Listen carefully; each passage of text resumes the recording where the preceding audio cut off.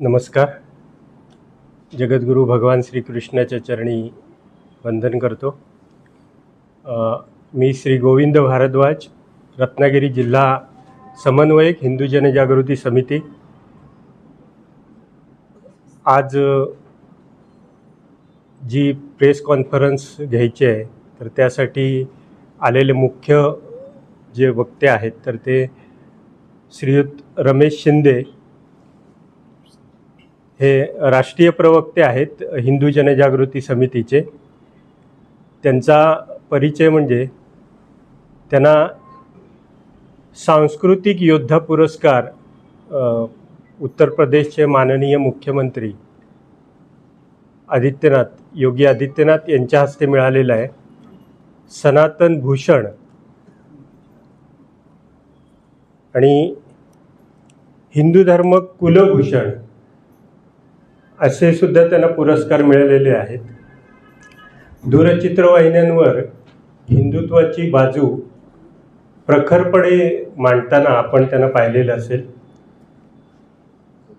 त्यांचा अभ्यासाचा व्यासंग कुशाग्र बुद्धी, धर्माचा अभ्यास, अध्यात्म, राष्ट्रधर्म ह्याच्यावरचा अभ्यास हा दांडगा आहे आणि त्यावर आधारित त्यांनी ग्रंथ लिहिलेले आहेत.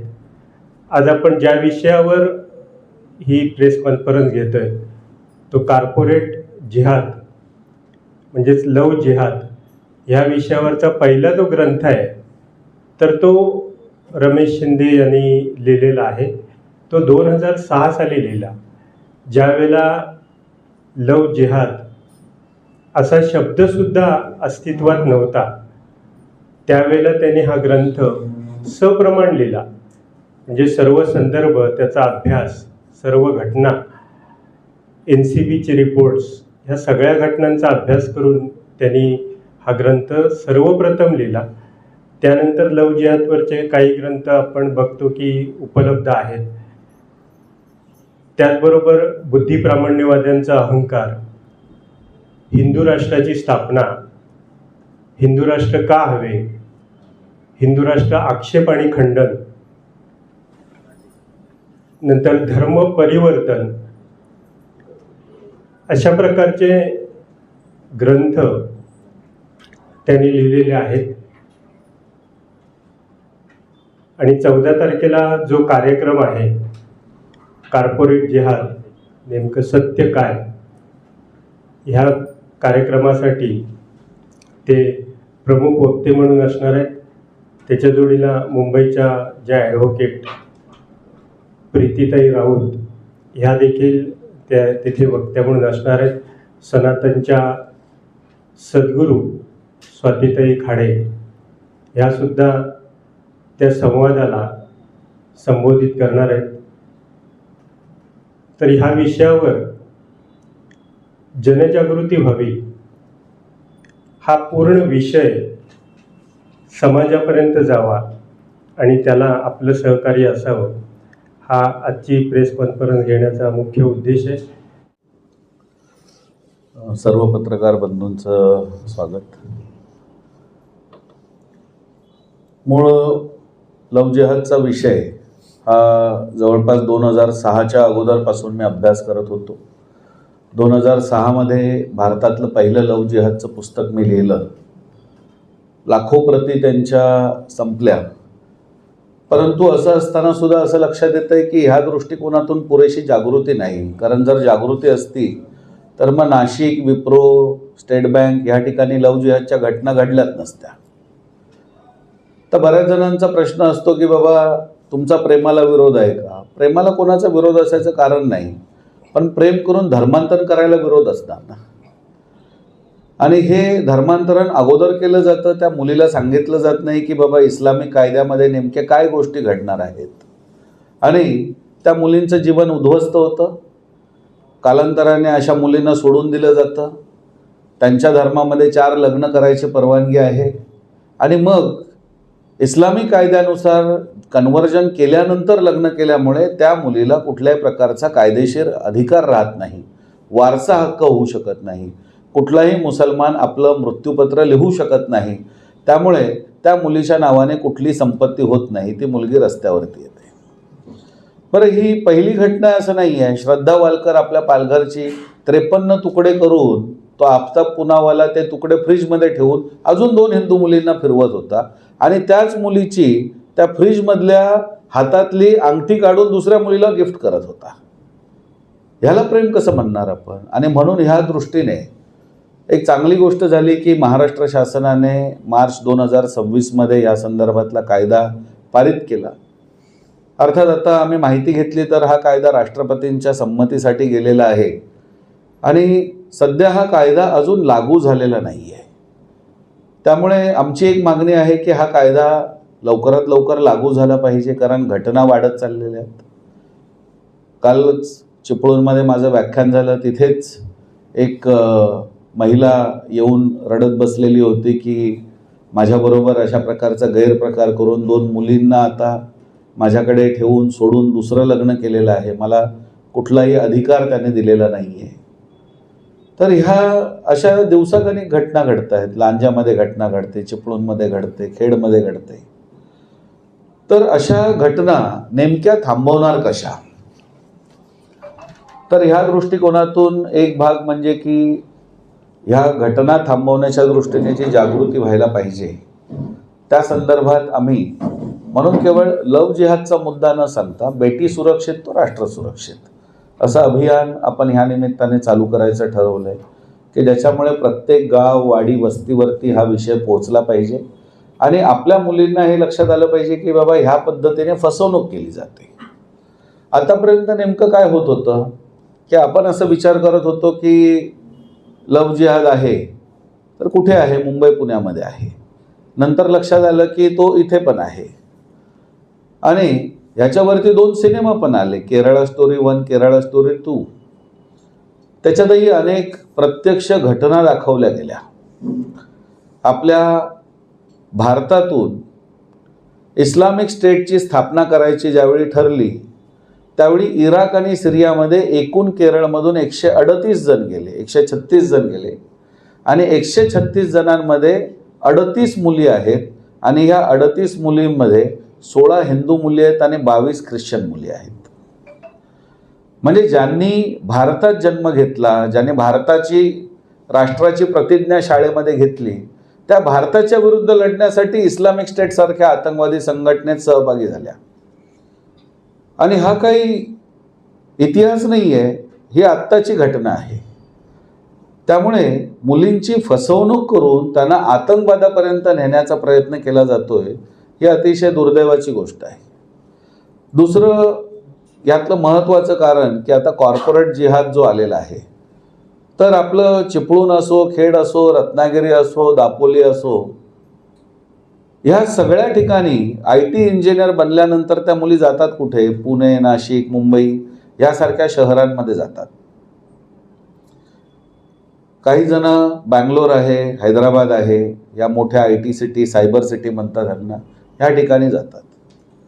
आता शासनाकडून ह्याच्या संदर्भामध्ये कायदा आहे की ज्या कंपनीमध्ये, ज्या फॅक्टरीमध्ये 10 पेक्षा जास्त मुली काम करतात तिथे विशाखा समिती स्थापन झाली पाहिजे, अशा प्रकारची रचना आहे. आता मूळ प्रश्न हा आहे की विशाखा समिती स्थापन केली जाते, परंतु विशाखा समितीचा प्रमुख कोण आहे? तिकडचाच HR मॅनेजर. म्हणजे नाशिकच्या TCS मधल्या मुलींनी सांगितलं की उलट आम्ही निदा खान नावाच्या HR मॅनेजरकडे ज्यावेळी विशाखा समितीच्या अंतर्गत तक्रार केली त्यावेळी त्या निदा खाननेच आम्हाला अजून जास्त त्रास द्यायला सुरुवात केली. म्हणजे कंपनीच्या अंतर्गतच जर समिती असेल तर ती समिती काय करते? ती समिती एकतर त्या मुलींना प्रेशराईज करते, नाहीतर मग त्यांना वेगळ्या प्रकारचे, त्यांना जास्त जॉब द्या, ओव्हरटाईम द्या, ह्या प्रकारे त्रास द्यायला प्रयत्न करते. आता विप्रोमधल्या मुलीने पण सांगितलं की मला त्यांनी इतकं त्रास दिला आणि शेवटी चुकीचं कारण देऊन मला काढून टाकलं, कारण मी पुढच्या तक्रारी करत राहिले. मग विशाखा समिती जर फेल होत असेल तर ह्याच्यासाठी भारतामध्ये पॉश ॲक्ट आहे केंद्राचा, ज्याला एक्सटर्नल कमिटी म्हटली जाते. आणि ही एक्सटर्नल कमिटी आपल्या देशामध्ये कायदा असून सुद्धा कुठेही स्थापन झालेली नाही. इंटरनल कमिटी विशाखा कमिटी आहे, पण इंटरनल कमिटीचा प्रमुख पण इंटरनलच व्यक्ती आहे, त्यामुळे तिथे न्याय मागण्यात काहीच अर्थ नाही. एक्सटर्नल कमिटीमध्ये पॉश ॲक्ट नावाचा कायदा आहे आपल्या देशात, ज्याच्यामध्ये जिल्हाधिकारी, जिल्हा न्यायाधीश, ह्याच्याबरोबर सामाजिक क्षेत्रात काम करणारे काही जण, पत्रकार, ह्या सगळ्यांची एक समिती बनली पाहिजे. आणि ज्या ठिकाणी असं शोषण होतं त्या ठिकाणी त्या मुलींना हे माहिती पाहिजे की बाबा अशा प्रकारे जर आपली कंपनीत दखल नाही घेतली गेली तर आपण बाहेर तक्रार करू शकतो. आणि ही जी बाहेर तक्रार केली जाते, ह्या तक्रारीवरती 5 दिवसांच्या आत निकाल लावला पाहिजे असं पॉश ॲक्टमध्ये म्हटलेलं आहे. आता हा कायदा तर आहे, पण हा मॅन्डेटरी नाही ना.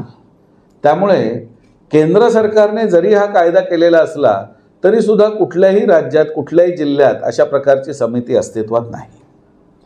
ज्याच्यामुळे मुलींना न्याय कुठे मागायचा असा प्रश्न आहे. सगळ्यांना एवढंच माहिती आहे मानवाधिकार आयोगाकडे जाता येतं, महिला हक्क आयोगाकडे जाता येतं, पण त्यांच्याकडे किती प्रमाणात जाणार? आणि म्हणून ह्या पद्धतीने जो केंद्राचा कायदा आहे पॉश ॲक्ट, त्याच्यानुसार प्रत्येक जिल्ह्यामध्ये ही समिती स्थापन झाली पाहिजे, ज्याच्यामुळे इंटरनल विशाखा कमिटीमध्ये न्याय नाही मिळाला तर किमान ह्या कायद्याच्या अंतर्गत तरी न्याय मिळेल. दुसरं, आम्ही ह्यामध्ये एक सुधारणा, आता महाराष्ट्राचं विधानसभेचं अधिवेशन 22 पासून आहे, त्यात आम्ही एक सुधारणेची मागणी केली आहे.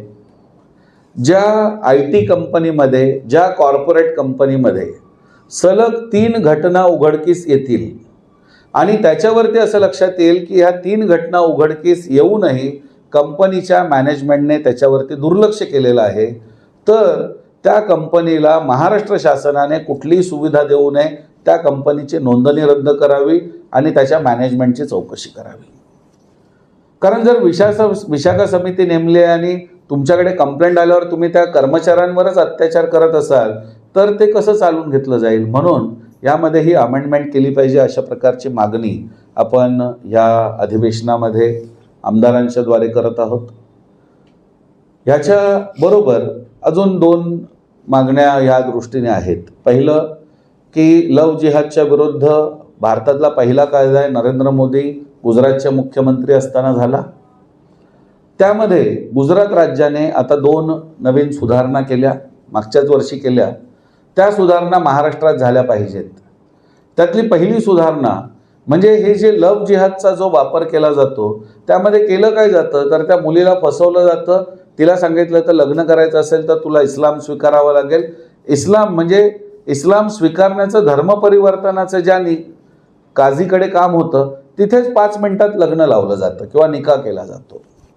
तर ह्याला गुजरातमध्ये आणि उत्तर प्रदेशमध्ये बंदी आणलेली आहे. त्यांनी सांगितलं तुम्हाला खरंच धर्माची आवड आहे, धर्माचं प्रेम आहे म्हणून जर तुम्ही कन्वर्ट झालात, कारण ते लिहून काय घेतात, माझं इस्लामविषयी खूप आवड झाली, मला खूप प्रेम निर्माण झालं, मी याचं आचरण केलं म्हणून मी आता कन्वर्ट होत आहे. आणि कन्वर्ट झाल्यावर 2 मिनिटात लग्न कसं होतं? म्हणून ह्याचा वापर लव जिहादसाठी होऊ नये म्हणून तिथे एक अमेंडमेंट झाली की इस्लाम स्वीकारल्यानंतर तुम्हाला शासनाला कळवावं लागेल, जिल्हाधिकाऱ्यांना कळवावं लागेल आणि इस्लामचं 1 वर्ष आचरण करावं लागेल, मग तुम्हाला कायद्याने लग्न करायचा अधिकार प्राप्त होईल. सरकार म्हणत नाही करू नका, पण तुम्हाला खरंच दुसरा धर्म जर आवडला आहे ना तर त्या धर्मात 1 वर्ष राहा आणि मग तुम्ही निकाह करू शकता. ही पहिली अमेंडमेंट. ही अमेंडमेंट आपल्याकडे पण व्हावी असं आमची मागणी आहे. आणि दुसरी अमेंडमेंट त्यात अशी आहे की आज आईवडिलांना माहीत नसतं, मुली शहरामध्ये कुठेतरी राहत असतात, IT किंवा विविध क्षेत्रांमध्ये काम करत असतात. तिथल्या स्थानिक दैनिकात एक छोटीशी जाहिरात येते, एक नोटीस तिथल्या तहसीलदार कार्यालयामध्ये लावली जातात. कोण तिथे तहसीलदार कार्यालयात जाऊन नोटीसी कोण वाचतं? आणि 30 दिवस झाले की मग ते धर्मपरिवर्तन करतात आणि लग्न करतात आणि आईवडिलांना ह्याची कुठलीही माहिती नसते. तर गुजरात राज्याने अतिशय ह्याच्यामध्ये सुंदर अमेंडमेंट केली की कुठल्याही मुलीला, आईवडील काय शत्रू नाहीत ना तुमचे, मग जर तुम्हाला दुसऱ्या धर्मातल्या मुलाबरोबर लग्न करायचं असेल तर आईवडिलांना त्याचा पत्ताच नाही असं होता कामा नये. म्हणून 90 दिवस अगोदर आईवडिलांची लिखित परवानगी तुम्ही आणून दिली पाहिजे. की बाबा आम्ही आमच्या आईवडिलांना सांगितलं, आईवडिलांना ही पूर्ण कल्पना आहे आणि त्यांच्याकडून आम्ही लिखित परवानगी आणलेली आहे, तरच हे अशा पद्धतीचा निकाल होऊ शकेल. आता ही गुजरात राज्याने केलेली अमेंडमेंट आहे, त्यामुळे महाराष्ट्रात व्हायला काहीच अडचण नाही. त्यामुळे ह्यात काही प्रमाणात तरी लव्ह जिहादवरती आळा बसू शकेल. पण शेवटी हे आहे की ही जागृती आणि ह्या सगळ्या दृष्टिकोनातून प्रयत्न करायला पाहिजे. कारण योगी आदित्यनाथ यांनी भाषणामध्ये स्वतःच्या सांगितलेलं आहे की हलाल इकॉनॉमीचा बहुतांश पैसा हा आतंकवाद्यांच्या केसेससाठी आणि लव्ह जिहादसाठी वापरला जातो. मोठ्या प्रमाणात ह्या घटना घडतात. कोल्हापूरमध्ये एक शाहिद सनदी शिरोलीतल्या जवळपास 15 मुलींबरोबर प्रेम करतो, त्यांचे अश्लील फोटो काढतो आणि मग त्यांना ब्लॅकमेल करतो. अमरावतीमध्ये 180 मुलींचे अशाच पद्धतीचे फोटो त्या सलमानच्या मोबाईलमध्ये सापडतात. तेव्हा हे काय प्रेम नव्हे. तेव्हा ह्या दृष्टिकोनातून आपण लक्षात घेतलं पाहिजे की ही जी एक आक्रमण आहे, हे जे संकट आहे, आज त्या आईवडिलांचा विचार करायला पाहिजे की ज्यांची मुलगी पळून गेली म्हणून समाजात सांगितलं जातं, त्या आईवडिलांची किती मानहानी होते ह्यातून. आणि म्हणून ह्या दृष्टिकोनातून हा कायदा अतिशय गंभीर आहे. आणि म्हणून ह्या बाबतीमध्ये 14 तारखेला आपण इथे व्याख्यान ह्यासाठीच ठेवलं आहे की हिंदू समाजात ह्या दृष्टीने जागृती व्हावी की बाबा हे अशा प्रकारचं संकट आहे, हे काही वास्तविकता नाही आहे. कोणीतरी खोटं नाव घेतं आहे, कोणीतरी खोटी माहिती सांगतं आहे, कोणीतरी आपलं अगोदरच 2 लग्न झालेली आहेत ही माहिती लपवून ठेवतं आहे. तर ह्याला काही प्रेम असेल तर वास्तविकता असायला पाहिजे, सत्यता असायला पाहिजे. खोटी माहिती सांगून हे सगळं करणं हे अतिशय चुकीचं आहे. त्यामुळे ह्या दृष्टीने महाराष्ट्र शासनाने कायदा केला आहे, त्यांचं खूप अभिनंदन. दुसरं म्हणजे नाशिकच्या TCSमध्ये ज्या पद्धतीने पोलिसांनी, तिकडचे जे पोलीस कमिशनर आहेत संदीप कर्णिक यांनी 4 आपल्या महिला पोलिसांना तिथे पाठवून आतमध्ये त्यांना अनेक दिवस ठेवून सगळे एव्हिडन्स कलेक्ट केले आणि त्यानंतर ही गोष्ट उघडकीला आली. नाहीतर IT क्षेत्रात आत काय चालू आहे हे काय बाहेर कळत नाही. तर खरोखरच त्यांचं अभिनंदन करण्यासारखं आहे की बाबा ह्या पद्धतीने हे घडतं आहे. पण हे महाराष्ट्रात घडलं ना. विप्रोची घटनासुद्धा महाराष्ट्रात उघडकीला आली, नाशिकची घटनासुद्धा महाराष्ट्रात उघडकीला आली, SBIच्या मुंबईची घटनासुद्धा महाराष्ट्रात उघडकीला आली. म्हणजे महाराष्ट्रात आपलं सरकार आहे म्हणून त्या ठिकाणी पोलीस हे करू शकतात. जर ह्या घटना इथे घडत आहेत तर मग ह्या बँगलोरला का घडत नसतील, हैदराबादला का घडत नसतील? पण आता तिथे काँग्रेसचं सरकार आहे तर ते कशासाठी अशा प्रकारे प्रोत्साहन देतील? आणि म्हणून ह्यामुळेच केंद्राचा जो पॉश ॲक्ट आहे हा जर गांभीर्याने जर सगळीकडे लागू झाला तर प्रत्येक कंपनीमध्ये काम करणाऱ्या मुलीला आधार वाटेल की बाबा मला एक व्यासपीठ आहे. कंपनीत जर माझ्या तक्रारीची दखल नाही घेतली गेली तर मी जिल्हाधिकारी किंवा जिल्हा न्यायाधीशांकडे तक्रार करू शकते आणि माझ्या समितीकडे 5 दिवसात निकाल घेण्याचा अधिकार आहे. त्यामुळे ह्या दृष्टिकोनातून ही सुधारणा व्हावी. तर ह्या बाबतीत जागृती करण्यासाठीच आपण हा 14 तारखेचा कार्यक्रम घेतो आहोत. आणि आत्तापुरतं एवढंच की ह्या दृष्टीने बाकीच्या विषय तिथे आम्ही सांगू. नमस्कार. आदरणीय व्यासपीठ आणि आज इथे उपस्थित असलेले सर्व पत्रकार, आज हिंदू जनजागृती समिती यांच्या अंतर्गत ही पत्रकार परिषद आपण इथे आज घेत आहोत. त्याचा मूळ मुद्दा आहे लव्ह जिहाद. एका पक्षाच्या पार्टीचे नेतृत्व करताना महिला मोर्चाचे नेतृत्व आज रत्नागिरी जिल्ह्यामध्ये मी करत आहे.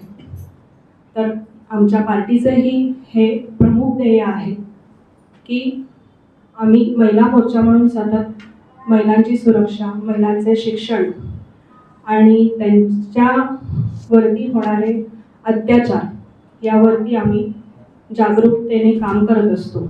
महिला संघटन कसे वाढवायचे, महिला सुरक्षित कशा राहतील यावरती आमचे संघटन, आमचा पक्ष नेहमीच कार्यरत राहतो.